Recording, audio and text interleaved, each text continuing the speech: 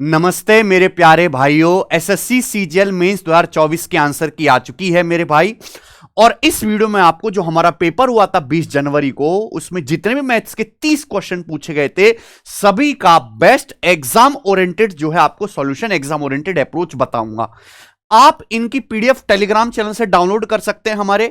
ये हमारा Telegram channel है मेरे प्यारे भाई। यहां से आप जो है इनकी जो है सीधी सीधी पीडीएफ हमने डलवा दी है, हिंदी में अलग और इंग्लिश में अलग। सीधा आप पीडीएफ से को डाउनलोड कर सकते हैं मेरे दोस्त, ठीक है। 18 जनवरी की शिफ्ट का सॉल्यूशन मैंने ऑलरेडी करवा दिया है, ये 18 जनवरी की। तो जो बच्चे इसका सॉल्यूशन देखना चाहते हैं वो देख सकते हैं। अब हम 20 जनवरी का सॉल्यूशन करेंगे। आइए, पेपर बैलेंस है, जैसा पेपर होना चाहिए वैसा ही है मेरे भाई। एक किराने की दुकान का मालिक मुरलीधर अपने ग्राहक को एक छूट देता है, पांच पानी की बोतल खरीदें, एक बोतल मुफ्त पाएं, यानी कि बाई 5 वाटर बोतल गेट 1 फ्री। तो आपसे पूछा इफेक्टिव परसेंट डिस्काउंट कितना है मेरे भाई। जब भी ऐसा सवाल आता है, आपने कितनी बोतल फ्री दी? एक। टोटल कितनी बोतल दी आपने मेरे प्यारे भाई? 5 और 1 6। अभी आपने 6 बोतल दी, जिसमें से 1 फ्री है, तो डिस्काउंट हो गया 1/6, यानी कि 16.67% का अप्रोक्स डिस्काउंट है। आइए, एक सर्कल है जिसका सेंटर O है, एक आर्क ABC है मेरे भाई, जो सेंटर पे 134 डिग्री का कोण बनाता है। The chord AB produce to point P। आपसे पूछा एंगल CBP क्या होगा मेरे दोस्त। तो ये आपका सर्कल है, सर्कल का सेंटर O है, एक आर्क ABC है, इस तरीके से इसका नाम ले लेते हैं मेरे भाई। ये हो गया आर्क ABC, और ये सेंटर पे 134 डिग्री का कोण बनाता है। तो ये जो कोण है मेरे प्यारे भाई कितने डिग्री का है? 134 डिग्री का है। सवाल में आगे क्या बोला गया है? कॉर्ड AB को P तक बढ़ाया जाता है, तो हमने AB को मेरे दोस्तों यहां आगे बढ़ाया है पॉइंट P तक। आपसे पूछा है CBP, ये यहां से मिला दीजिए मेरे दोस्तों, ये वाला एंगल CBP आपसे पूछा गया है। ये बहुत पुराना क्वेश्चन है, कई बार आ चुका है भाई। अगर ये सेंटर पे 134 है, तो वर्टेक्स पे ये क्या होगा? सरकमफ्रेंस पे कितना होगा? आधा। 134 का आधा 67। अब ये साइक्लिक ऑर्बिटल बन गया, ये 67 है, तो ये इसका एक्सटीरियर एंगल ये भी 67 डिग्री का होगा मेरे दोस्त। बात खत्म। ऑप्शन नंबर ए करेक्ट है। सिंप्लीफाई एलजेब्रा का सवाल है, इसको सरल कीजिए मेरे भाई। 18 जनवरी की शिफ्ट में भी ऐसा सेम टू सेम क्वेश्चन था, वैल्यू पुटिंग से कर सकते हैं आप। यहां पे किसी भी एक वेरिएबल को 0 कर दो। मैं काम करता हूं, यहां पे y को 0 पुट कर देता हूं। अब मैं y को 0 पुट करूंगा मेरे भाई, तो क्या होगा? ये 0 हो जाएगा, ये 0 हो जाएगा। अब आप ये देखो, 7z का स्क्वायर क्या हो गया? 49z स्क्वायर से 49z स्क्वायर कट जाएगा, तो ये बचा 5z का स्क्वायर, यानी कि 25z स्क्वायर। y बराबर 0 रखने पर ये ऑप्शन 25z स्क्वायर है, ये 35 है, ये 26z स्क्वायर है, 30, यानी कि एक ही ऑप्शन 25z स्क्वायर हो रहा है, पहला यही आंसर है।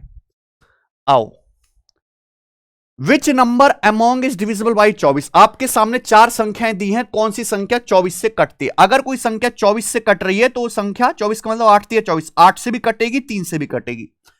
8 से कोई नंबर तभी कटेगा जब लास्ट 3 डिजिट 8 से कटे। ये लास्ट 3 डिजिट 8 से नहीं कट रहे, 121 8 से नहीं कट रहा, 118 8 से नहीं कटता मेरे भाई, 128 8 से कटता है, यानी कि यही नंबर आंसर हो सकता है 31128। मीन्स में बहुत इजी सवाल इन्होंने ये पूछा है। आओ, सवाल नंबर 5। मान लीजिए PQR एक राइट एंगल ट्राइंगल है, जो R पर राइट एंगल है, तो हम बना लेते हैं मेरे भाई। ये समकोण त्रिभुज हो गया दोस्त, R पर राइट एंगल ट्राइंगल है, यानी कि इस तरीके से PQR, ये 90 डिग्री का कोण है। PQ बराबर 29, PQ की लंबाई 29 है, QR की जो लंबाई है वो 21 है, और एंगल Q जो है ये आपका थीटा है। पूछा cos square theta minus sine square theta. भैया 29 से 21 है, तो 20 आ जाएगा ना बच्चों। 20 21 29 का ट्रिपलेट बन गया। अब कॉस स्क्वायर थीटा क्या आएगा मेरे भाई?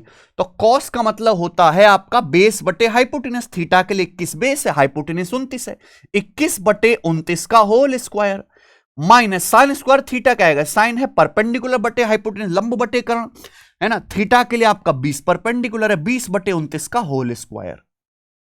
तो नीचे आएगा भाई 29 का होल स्क्वायर 841, यानी कि मेरे भाई ये आंसर है इसका सी ऑप्शन। ऊपर 441 में से 400 घटाएंगे, 41 आ गया। अगला, P और Q एक 400 मीटर की दौड़ में भाग लेते हैं। P 12 किलोमीटर पर आवर की स्पीड से दौड़ता है, पी क्यू को 20 मीटर की बढ़त देता है, फिर भी जो है पी क्यू को 13 सेकंड से हरा देता है, क्यू की स्पीड बताओ। ये सवाल तो मैंने कल भी कराया था शॉर्ट्स में। देखो मेरे भाई, एक रेस हो रही है 400 मीटर की, तो पी तो 400 मीटर दौड़ता है, पी ने क्यू को 20 मीटर का स्टार्ट दिया, यानी कि क्यू जो है वो 20 मीटर आगे से दौड़ेगा, तो क्यू 400 से 20 मीटर कम, केवल 380 मीटर ही दौड़ेगा मेरे भाई। क्यू को 380 मीटर ही दौड़ना है रेस जीतने के लिए। पी की स्पीड है 12 किलोमीटर पर आवर, तो पी को कितना टाइम लगेगा? किलोमीटर पर आवर को मीटर पर सेकंड में बदल लेंगे मेरे भाई, 5/18, तो ये 6 दूनी 12, 6 3 18 आ गया, 10 से 0 चला गया, 120 सेकंड, यानी कि पी ने रेस 120 सेकंड में पूरी की। पी ने क्यू को 13 सेकंड से हरा दे, इसका मतलब क्यू ने रेस पूरी करने में 13 सेकंड ज्यादा लिया है भाई। 120 से 13 सेकंड ज्यादा, यानी कि क्यू ने समय लिया है 133 सेकंड, 133 सेकंड, तो यानी कि क्यू 380 मीटर जाता है 133 सेकंड में, तो क्यू की स्पीड क्या आएगी मेरे दोस्तों? 19 से कट गया, 19 दूनी 38 और 19 सत्ते 133। ये मीटर पर सेकंड में आया, पूछा है किलोमीटर पर आवर में, है ना? किलोमीटर पर आवर में बदलना है तो 18/5 से आपको मल्टीप्लाई करनी पड़ेगी, तो ये आ जाएगा 5 चौक 20, यानी कि 18 चौक 72/7 किलोमीटर पर आवर इस सवाल का आंसर है। 10 बार ये जाएगा, 10 पॉइंट समथिंग आएगा, 10.29 आएगा लगभग। ऑप्शन नंबर बी करेक्ट है। The average of first 92 even numbers, देखो यहां नेचुरल नंबर या पॉजिटिव नहीं बोला है, कुछ नहीं बोला है, तो आप पॉजिटिव लेके चलेंगे। कॉन्सेप्ट है average of first n even numbers n+1, तो क्या आ जाएगा मेरे दोस्तों? पहली 92 सम संख्याओं का औसत जो है 93 आ जाएगा। आगे, दो मित्र हैं, दो दोस्त हैं, उनकी एज का रेशियो 4:3 है, 4 साल के बाद रेशियो 6:5 हो जाएगा। अब से 22 साल के बाद उनकी एज का योग क्या होगा? तो दो दोस्त की एज का रेशियो 4:3 है, 4 साल के बाद ये रेशियो 6:5 हो जाएगा, यानी कि इसकी एज मेरे दोस्तों 2 यूनिट बढ़ी और इसकी एज भी 2 यूनिट बढ़ी, 2 यूनिट बढ़ी, और जबकि टाइम कितना बढ़ा? 4 साल, तो 2 यूनिट का मतलब 4 साल है।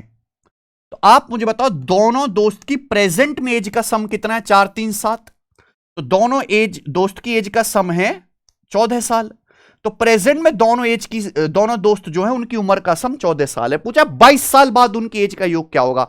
तो जब 22 साल बाद देखेंगे तो दोनों दोस्त की एज 22 साल बढ़ेगी, है ना? दोनों दोस्त की तो एज का सम क्या आ जाएगा? 44 + 14 58 साल हो जाएगा। B option. ये आसान सवाल है, बिल्कुल मुश्किल नहीं है। 51 रुपए पर केजी वाले 8 किलो मक्के को 68 रुपए किलो वाले 9 किलो मक्के के साथ मिलाया जाता है, मिश्रित मक्के का औसत मूल्य क्या होगा? डेविएशन भी लगा सकते हैं, वेटेड एवरेज भी। हमने दो मक्के को मिलाया, 8 किलो और 9 किलो। पहले मक्के का प्राइस है 51 रुपए पर केजी, दूसरे का है 68 रुपए पर केजी, तो 68 को ऐसे लिख सकते हैं 51 + 17 रुपए पर केजी, है ना? ये आपका क्वांटिटी आ गया, दो मक्कों की मात्रा को 8 9 के अनुपात में मिलाया है। पहले का प्राइस 51 रुपए पर केजी, दूसरे का 68 रुपए पर केजी। मिश्रण का क्या होगा भाई? 51 तो इसका भी है, 51 तो इसका भी है मेरे प्यारे भाई, आप बोलोगे आंसर। प्लस यहां 9 का 17 केजी एक्स्ट्रा है, जो भी एक्स्ट्रा है केक कटेगा तो सभी में बटेगा। टोटल क्वांटिटी कितनी है? 8 × 9 17, से डिवाइड कर देंगे, ये कट गया, 51 × 9 60, यानी कि मिक्सचर का जो प्राइस है वो 60 रुपए पर किलो होगा। आ जाओ, सवाल नंबर है 10। एक सर्कल है जिसका सेंटर O है, डायमीटर, पहले चित्र बना लेते हैं। ये सर्कल हो गया मेरे दोस्तों, ये सर्कल का सेंटर हो गया O। डायमीटर AB को एक्सटेंड किया जाता है पॉइंट C तक सर्कल के बाहर, तो इस तरीके से डायमीटर AB को आगे बढ़ाया गया है। ये सर्कल का डायमीटर AB है, यहां बढ़ाया गया ये पॉइंट C तक। आगे, CD is a tangent two point D on the circle. CD जो है मेरे भाई इस तरीके से सर्कल की टेंजेंट है पॉइंट D पर। CD की लंबाई 7√3 सेंटीमीटर है, CD की लंबाई। एंगल DBC 120, DBC यानी कि ये वाला एंगल आपको 120 डिग्री का दिया हुआ है, 120 डिग्री का। आपसे पूछा है सर्कल का डायमीटर है, लेंथ ऑफ सर्कल का व्यास पूछा है, तो रेडियस निकालनी है। देखो भाई मिला दीजिए यहां पे, अगर आप इसको मिलाएंगे तो टेंजेंट रेडियस के बीच में ये जो कोण बनेगा ये 90 डिग्री का बनेगा। बोलो हाँ है भाई। रेडियस ये 120 डिग्री, तो ये वाला कोण 60 डिग्री का हो जाएगा। अब ये दोनों बराबर है, रेडियस रेडियस, तो ये भी 60 डिग्री का हो जाएगा ना, ये भी 60 डिग्री का हो गया, यानी कि इक्विलेटरल ट्राइंगल बन गया, समबाहु त्रिभुज बन गया। नहीं है भाई। अब ये पूरा कोण 90 डिग्री का है, 60 डिग्री का है, तो ये कोण 30 डिग्री का आ जाएगा, यानी कि 30 60 90 बन गया मेरे भाई। अगर 60 डिग्री के सामने यहां पे 7√3 है, 60 के सामने 7√3 है, तो 30 डिग्री के सामने 7 आएगा, 30 के सामने 1 होता है, 60 डिग्री के सामने √3 यूनिट होता है, 90 डिग्री के सामने 2 यूनिट। और यही क्या, यही तो सर्कल की रेडियस है 7, रेडियस 7 है तो व्यास 14 है। वैसे भी ऑप्शन के हिसाब से अगर यहां पे 7 दिखाई दे रहा है तो 7 से मिलता जुलता ही नंबर आना चाहिए था। सवाल नंबर है आपके सामने 11। एक टैंक जब पूरा भर जाता है तो आउटलेट पाइप ए द्वारा 5.6 घंटे में खाली कर सकते हैं, यानी कि ए आउटलेट पाइप है, आउटलेट जो 5.6 घंटे में पूरा टैंक खाली कर सकता है, जबकि इनलेट पाइप भी खाली टैंक को 7 घंटे में भर सकता है। बी एक भरने वाला पाइप है जो 7 घंटे में पूरा टैंक भर सकता है। टैंक के भरे होने पर पाइप ए से शुरू करके ए और बी में से प्रत्येक को 1 घंटे के लिए चालू किया जाता है, अल्टरनेट चला जाता है पाइप ए पाइप बी को भरे हुए टैंक में। टैंक को खाली होने में कितना समय लगेगा? अच्छा सवाल। 5.6 और 7 का एलसीएम कितना आ जाएगा भाई?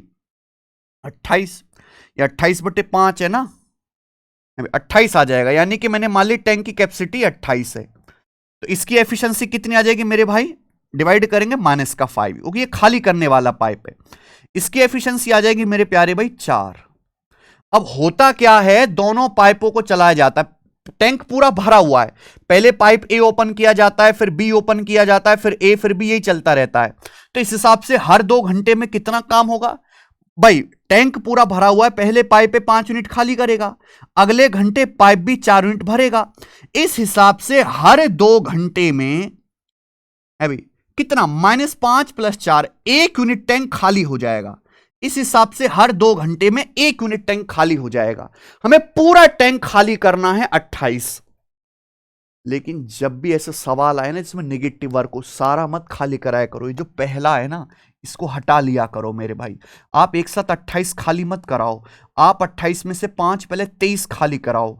अगर मैं आपसे कहूं 23 यूनिट खाली होने में कितना समय लगेगा? 46 घंटे। अगर दोनों तरफ 23 से मल्टीप्लाई कर दूं तो 46 घंटे में 23 यूनिट टैंक खाली हो जाएगा। लेकिन जैसे ही अगला घंटा आएगा, अगला घंटा शुरू होगा, अगले घंटे में पाइप ए चालू होगा अगले घंटे में, और अगले घंटे में पाइप ए 5 यूनिट टैंक खाली कर देगा, यानी कि पूरा टैंक 28 खाली हो गया। 46 + 1 47 घंटे में ही। 56 घंटे जो बच्चे बताएंगे वो गलत होगा। ये इस सवाल का लॉजिक है। एक पार्क की लंबाई चौड़ाई का रेशियो 3:2 है, पार्क का परिमाप 120 है, पार्क का एरिया, देखो आयत का एरिया लंबाई गुणा चौड़ाई, हमें रेशियो दिया है, तो रेशियो के हिसाब से एरिया क्या आएगा बेटा? 3 दूनी 6, ये रेशियो के हिसाब से एरिया आएगा। अब यहां पे आपको पार्क का पेरीमीटर दिया है, पेरीमीटर होता है आयत का ट्वाइस ऑफ L + B, लंबाई प्लस चौड़ाई का दुगुना, यानी कि आएगा 3 + 2 5, 5 का दुगुना 10, पेरीमीटर 10 आएगा। पेरीमीटर दिया है सवाल में 120 मीटर, यानी कि 12 गुना हो गया बेटा। अगर पेरीमीटर 12 गुना है, देखो पेरीमीटर नापते मीटर में, एरिया नापते मीटर स्क्वायर में, रेशियो के हिसाब से एरिया 6 है, तो मेरे दोस्तों अगर लंबाई 12 गुना हो रही है तो एरिया 12 का स्क्वायर करना पड़ेगा मेरे भाई, 12 का स्क्वायर। यही लॉजिक है कि वो मीटर में, ये मीटर स्क्वायर में होता है। तो 144 का 6 गुना आएगा मेरे भाई, 864 आंसर है। ठीक है, आ जाइए। एक आदमी 680 रुपए में एक मोबाइल फोन बेचता है और कुछ उसे लॉस होता है। If he had sold it for 1,70 में बेचता, his gain would have been double the loss the cost price. बहुत बेसिक सवाल भाई, ये सीपी है। एक आदमी ने एक मोबाइल फोन को 680 रुपए में बेचा, 680 रुपए में बेचने से क्या हुआ? उसे कुछ लॉस हुआ। लेकिन मेरे भाई जब उसने फोन को 1,070 रुपए में बेचा तो उसे जो प्रॉफिट हुआ वो लॉस का डबल है, यानी कि अगर पहले 1 यूनिट का लॉस था ना, तो अब 2 यूनिट का प्रॉफिट हो गया, 2 यूनिट का प्रॉफिट। तो गैप कितने का है? 2 और -1 में गैप है 3 यूनिट का, जबकि प्राइस में गैप कितने का है मेरे भाई? 1,070 में से 680 घटाओ, 320 और 70 390, तो 3 यूनिट का मतलब 390 रुपए है। तो 1 यूनिट का मतलब कितना आ गया? 1 यूनिट का मतलब आ गया 130 रुपए, एक का मतलब, यानी कि जब आप सामान को 680 रुपए में बेचते हो तो 130 का नुकसान होता है। सीपी क्या होगा? सीपी जो होगा वो 680 से 130 रुपए ज्यादा होगा, यानी कि मेरे भाई 810 रुपए। बहुत बेसिक सवाल, नया नहीं है, पहले भी आ चुके हैं। एक्स बराबर 4 प्लस रूट 6, वाई बराबर 4 minus root 6, x square plus y square क्या आएगा मेरे भाई? A plus b, a minus b, x square plus y square क्या आएगा? Twice of a square plus b square. 4 का स्क्वायर 16, रूट 6 का स्क्वायर 6, 16 प्लस 6 22 दूनी 44। द एलसीएम, एलसीएम आपसे पूछा है। देखो कभी भी ऐसा क्वेश्चन आए आपसे एलसीएम पूछे तो आपको हर एक की यहां पर मेरे दोस्तों हाईएस्ट पावर लेनी है। तो 2 की पावर 3 है, 2 की पावर 2 है, यहां है नहीं, 2 की पावर 3 आना चाहिए, यानी कि ये दोनों ऑप्शन कट गए। यहां 9 स्क्वायर है, यहां 9 नहीं है, 9 क्यूब है, तो 9 का क्यूब आना चाहिए, 9 का क्यूब, 9 का क्यूब यहां है, केवल इस ऑप्शन में यह आंसर आ गया। इतना करना, आगे मैं देखूंगा भी नहीं क्या है। सवाल है 2000 रुपए पर 6.5% की दर से 14 फरवरी 2023 से 28 अप्रैल 2023 का सिंपल इंटरेस्ट की गणना करें। सेम टू सेम सवाल 18 जनवरी की शिफ्ट में भी आया है भाई। अगर सिंपल इंटरेस्ट आपको निकालना है तो सिंपल इंटरेस्ट बराबर प्रिंसिपल गुणा रेट परसेंट गुणा टाइम। प्रिंसिपल 2000 है, ब्याज की दर 6.5% है, टाइम आपको निकालना पड़ेगा, यही है। लेकिन आप ये देख सकते 6.5 में 13 आ रहा है, जो भी आंसर आएगा 13 से कटने वाला आएगा, और वो एक ही ऑप्शन था। कुछ मेहनत की जरूरत ही नहीं है सवाल में जी। एबीसीडी एक चतुर्भुज है जिसमें डायगोनल बीडी 70 है, एएल बीडी पे परपेंडिकुलर है, सीएम बीडी पे, एएल 18, सीएम 20। तो आपसे पूछा एरिया क्या होगा, ठीक है। चतुर्भुज एबीसीडी का क्षेत्रफल आपसे पूछा है। देखो वैसे तो इसमें कोई जरूरत नहीं, पर अगर आप इसका डायग्राम भी बनाना चाहो तो इस तरीके से, इससे आपने एक चतुर्भुज ये बना दिया, आपने चतुर्भुज बना दिया मेरे भाई A B C D. Okay, सवाल में बोला है कि ये बीडी जो है ये आपका 70 है। अब सामने वाले वर्टेक्स से परपेंडिकुलर डाला गया, ये है ना, एल बीडी पे परपेंडिकुलर है, एल, और ये मेरे दोस्तों सीएम भी परपेंडिकुलर है, सीएम। अब यहां पे एल की लंबाई 18 है, सीएम की लंबाई 20 है, आपसे एरिया पूछा है। कभी भी ऐसा क्वेश्चन आए कि डायगोनल पे परपेंडिकुलर डाला गया है तो क्वाड्रेटल का एरिया होगा 1/2, ये डायगोनल कितना है 70 इंटू इन दोनों का सम h1 प्लस h2, यानी कि 18 प्लस 20 38, ये आएगा। 2 से 38 चला जाएगा 19 बार, तो 19 सत्ते 133, 1330 आंसर इस सवाल का आ गया। चित्र की जरूरत नहीं है वैसे। कॉस 27 डिग्री P बटे क्यू है, cos x 27 degree minus cos 63 degree पूछा है। तो आपसे पूछा है मेरे भाई कॉस एक्स 27 डिग्री, इसको भी 27 में बदल लेते हैं भाई, 63 का कॉम्प्लीमेंट्री 27 है, और कॉस बदल जाएगा साइन में। आप बोलोगे हां जी सर बहुत बढ़िया। मेरे दोस्त कॉस होता है जी बेस बटे हाइपोटीनियस, तो यहां से परपेंडिकुलर कितना आएगा, परपेंडिकुलर निकलेगा पाइथागोरस से, तो परपेंडिकुलर आएगा under root Q square minus P square, ये आएगा। यहां रख दो। कॉसेक का मतलब क्या है मेरे भाई? कॉसेक का मतलब है हाइपोटीनियस बटे परपेंडिकुलर, परपेंडिकुलर सॉरी हाइपोटीनियस बटे परपेंडिकुलर, क्यू बटे under root Q square minus P square. Sine क्या होगा? साइन इसका उल्टा हो जाएगा, under root Q square minus P square बटे क्यू, ये आपको करना है। तो एलसीएम यहां पे लेंगे तो एलसीएम आएगा क्यू और under root Q square minus P square, ये आपका एलसीएम आ जाएगा। यहां देखो ये क्यू स्क्वायर आएगा, ये minus q square minus P square, q square cut जाएगा, minus minus plus p square आएगा, तो पी स्क्वायर बटे क्यू, यानी कि ऑप्शन नंबर बी करेक्ट है। ओके, आसान सवाल। आइए, 2 साल पहले एक कस्बे की जनसंख्या 948750 थी। ड्यू टू माइग्रेशन शहर की जनसंख्या हर साल 8% घटती है, डिक्रीज होती है। तो आपसे पूछा टाउन की प्रेजेंट पॉपुलेशन क्या है, प्रेजेंट पॉपुलेशन आपसे पूछी है। तो भाई एक टाउन की पॉपुलेशन 2 साल पहले थी 948750। अगर हर साल 8% घटती है, 100% से 8% घट जाएगी, तो पॉपुलेशन कितनी रह जाएगी? 92%। 92% रह जाएगी। 92% का मतलब 0.92। 2 साल बाद जनसंख्या कितनी होगी? 0.92 का स्क्वायर। ये कैलकुलेशन मुझे करनी है और बहुत भयानक कैलकुलेशन है। देखो इतना नजदीक तो आएगा नहीं मेरे भाई। डिजिटल सम लगा लेते हैं। 9 5 4 9 8 7 15 यानी कि 6, ये आ गया 9। 2 का स्क्वायर 4, 6 चौक 24 यानी कि 6 डिजिटल सम है। इसका जो डिजिटल सम है वो 6 है। देख लेते किस ऑप्शन का 6 है।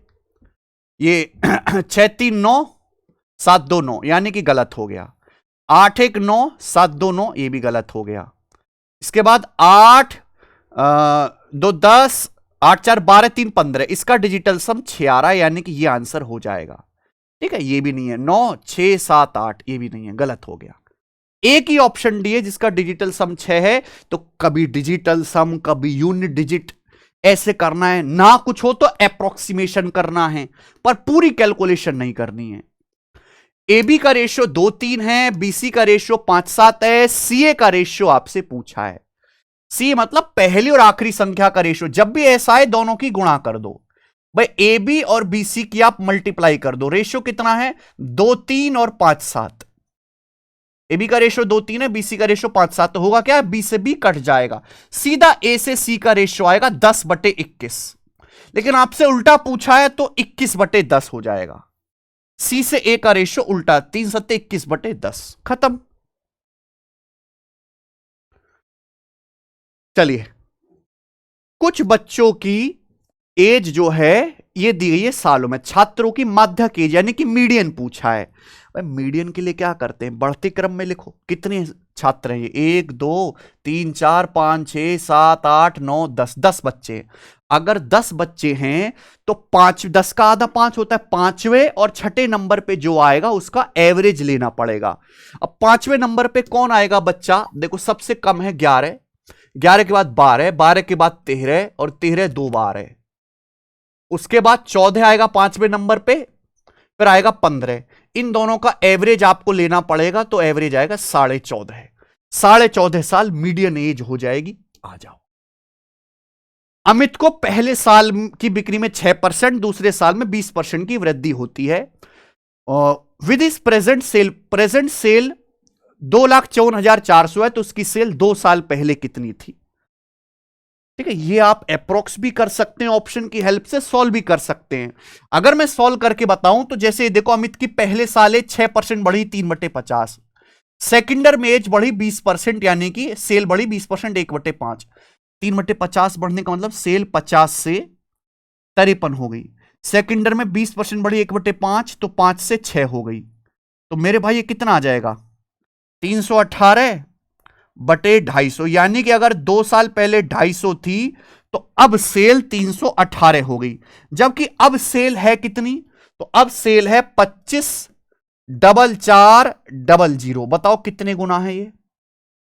800 गुना। 308 2418 144 800 गुना। तो 2 साल पहले भी 800 गुना होगी ना। तो 250 का 800 गुना करना है मेरे भाई। 25 8 200 और 3 0 यानी कि मेरे दोस्तों ए ऑप्शन 2 लाख। तो रेशियो से भी सवाल जल्दी हो गया मेरे भाई। सवाल नंबर है 23। इन आंकड़ों की माध्यिका बताओ। आपको टेबुलर फॉर्म में दिया है। देखो मीडियन निकालने का फॉर्मूला आपको पता है। मीडियन का फॉर्मूला है L + N/2 minus cumulative frequency of preceding class from median बटे frequency of median class into H। हर एक की वैल्यू आपको निकालनी है। सबसे पहले आप यहां से क्यूमुलेटिव फ्रीक्वेंसी निकालो। ये 9 है। 9 + 16 25, 25 + 24 49, 49 + 15 मेरे प्यार भी 64, 64 + 4 68। टोटल मैंने ऐड कर लिया तो यहां से N का जो मान आया है वो 68 आया है। H क्या? इनके बीच का गैप 0 20 20 40 40 60 में 20 20 का गैप है तो H आपका 20 है। अब यहां से मीडियन क्लास की फ्रीक्वेंसी F कैसे आएगा? तो आप N का आधा करो। N का आधा 68 का आधा 34। 34 से जस्ट बड़ा नंबर है 49 और 49 के ये क्या लिखा हुआ है? फ्रीक्वेंसी 24। ये मीडियन क्लास, ये है आपकी मीडियन क्लास। मीडियन क्लास ठीक है। और इसकी फ्रीक्वेंसी कितनी है? 24। तो F का मान यहां से 24 आ गया। और L क्या है? मीडियन क्लास की लोअर लिमिट। मीडियन क्लास की लोअर लिमिट 40 है। L का मान यहां से 40 आ गया।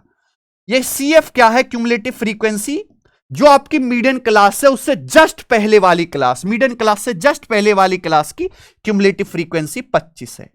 ये आपका 25 आ गया। हर एक वैल्यू आपको पता करनी है, यहां पे रखनी है, रख दीजिए। एल का मान 40 है प्लस n बटे 2 मेरे दोस्तों आपका 34 है, माइनस ये आपका 25 है बटे फ्रीक्वेंसी f कितना है 24 इंटू h कितना है मेरे प्यारे भाई यहां पर 20। तो 34 माइनस 25 आपका कितना हो जाएगा मेरे भाई 9, है ना। 9 गुणा 20 बटे 24 यानी कि 180 बटे 24। 180 बटे 24 तो 12 से चला जाएगा ना, 15 बटे 2 7.5 आ गया, 7.5, 47.5 आ जाएगा। ठीक है, सही कराया ना हमने। 4 पंजे 20, 4 6 24, 9, ठीक है, 45 बटे 6, 7.5, 47.5 इसका आंसर है। आगे आइए। अच्छा, ये इंग्लिश में ही है क्या। श्वेता और सुमन की प्रेजेंट एज 4:5 है। प्रेजेंट एज 6 साल पहले एज 2-3 थी। श्वेता की प्रेजेंट एज बताओ। प्रेजेंट एज का रेशियो 4-5 है, 6 साल पहले रेशियो 2-3 थी। 6 साल पहले जब जाएंगे तो इसकी एज 2 यूनिट कम हुई, इसकी एज भी 2 यूनिट कम हुई, दोनों की एज 2-2 यूनिट कम हुई, जबकि एज कितनी कम हुई है 6 साल पहले। 2 यूनिट के लिए 6 साल है। पूछा श्वेता की प्रेजेंट एज, श्वेता मतलब ये करेक्टर, इसकी प्रेजेंट एज है 4 यूनिट, तो 4 के लिए 12 साल। यार ये सवाल तो अच्छा डाल सकते थे, 12 साल इसका आंसर है, कुछ नहीं। 2 के लिए 6, 4 के लिए 12। अगर साइन ए बराबर 5/13 है तो इसकी वैल्यू क्या होगी। कुछ नहीं करना मेरे भाई, केवल वैल्यू रखनी है। साइन होता है परपेंडिकुलर बटे हाइपोटेन्यूस, 5 12 13 का ट्रिपलेट लग जाएगा, बेस आपका हो जाएगा 12। यहां केवल आप वैल्यू रख लो मेरे भाई। देखो कॉस, कॉस का मतलब आएगा मेरे भाई बेस बटे हाइपोटेन्यूस 12/13 माइनस 2 tan ए। tan ए का मतलब परपेंडिकुलर बटा बेस, यानी कि परपेंडिकुलर 2 गुणा 5/12, 2 गुणा 5/12 ये आ जाएगा मेरे भाई, अपॉन। देखो एक चीज मैं यहां से देख सकता हूं कि केवल मैं ऊपर वाला जो है चीज कैलकुलेट कर लूं, ऊपर वाली, क्योंकि ये सब अलग अलग है भाई। केवल ऊपर वाली चीज कैलकुलेशन कर लेता हूं कि ऊपर क्या आएगा। स्कॉस से मेरे प्यारे भाई यहां पर सॉरी स्कॉस से कितना हो जाएगा 12/13 और ये tan है 5/12।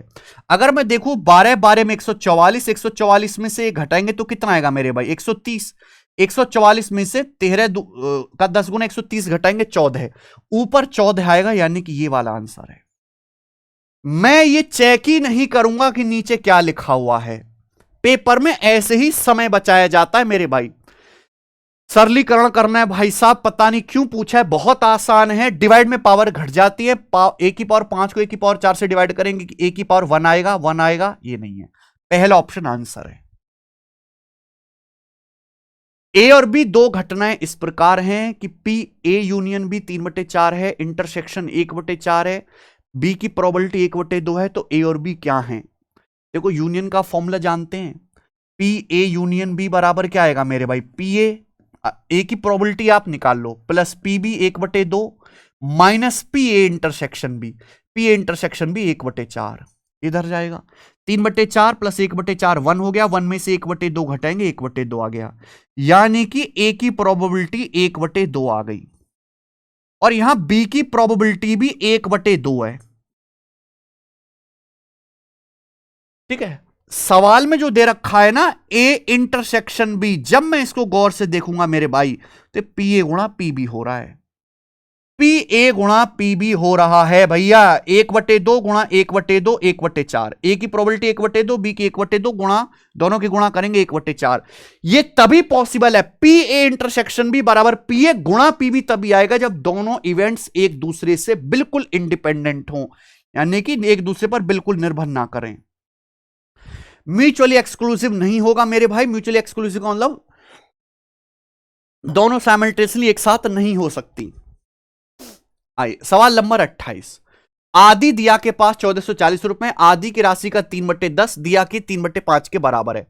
आदि का 3/10 जो है वो क्या है, दिया के अमाउंट के 3/5 के बराबर है। दिया के पास कितनी राशि है, तो आदि से दिया का रेशियो आएगा भाई 10/5 यानी कि 2/1। दिया के पास जो अमाउंट है वो 1 है, टोटल मिला के 3 दिया के पास 1/3 है, 1440 रुपए का, यानी कि 480 रुपए। Option number A. आसान सवाल है मेरे भाई, कोई इसमें दम नहीं है। सवाल नंबर 29। एक कोन का डायमीटर 56 है, कर्व सरफेस एरिया 3080 है, तो इसका आयतन क्या होगा? वॉल्यूम आपसे पूछा है। देखो मेरे भाई, डायमीटर वगैरह आपको यहां पे दिया हुआ है। 56 7 का मल्टीपल है, आंसर 11 का मल्टीपल आएगा। 11 का 2 और 1 3, 8 11 है भाई। और 11 में से 11 घटाएंगे 0, ठीक है। 1 और 3 4 और 1 5, 5 और 14 का डिफरेंस 9, 1 6 7 और 11 का डिफरेंस, ये 11 से नहीं कट रहा। 1 और 2 3 है मेरे प्यारे भाई, और ये 7, 11 से नहीं कट रहा, यानी कि पहला ऑप्शन 11 से कट रहा, यही आंसर हो सकता है। सॉल्व भी हो जाएगा। अगर डायमीटर 56 है बेस का, तो रेडियस कितनी आ जाएगी? 28। कोन का कर्व सरफेस एरिया क्या होता है? कोन का कर्व सरफेस एरिया आपको दिया है पाई आर एल। पाई का मतलब 22/7, रेडियस 28 है। स्लांट हाइट यहां पर एल है, जो मुझे निकालनी पड़ेगी 3080। तो 28 से कम 28, 2 28 से कम 28, 22 पंजे 110। तो स्लांट हाइट आ जाएगी जी 5 7 35। स्लांट हाइट 35 आ गई। तो क्या आप यहां से हाइट निकाल सकते हैं? 21 आ जाएगी बेटा। 3 4 5 का ट्रिपलेट लग रहा है 7 गुना है भाई। 7 पंजे 35, 7 चौक 28, तो बचा 7 21, ये हाइट आ गई। कौन का वॉल्यूम पूछा है? वॉल्यूम यानी कि 1/3 pi r square h. Pi r square. अब देखो, अगर रेडियस 28 है, 7 का 4 गुना, आपको पता है अगर रेडियस 7 है तो पाई आर स्क्वायर 154 आता है, ये 4 गुना है तो 16 आएगा। अगर रेडियस 7 का 4 गुना है तो एरिया 16 गुना हो जाएगा, इंटू हाइट 21 ही आएगा मेरे भाई, है ना। 3 7 21, 4 6 24, 4 7 28, एंड में 8 आएगा, ये आंसर है। तो सॉल्व भी कर सकते, यूनिट डिजिट से हो जाएगा मेरे भाई, ठीक है।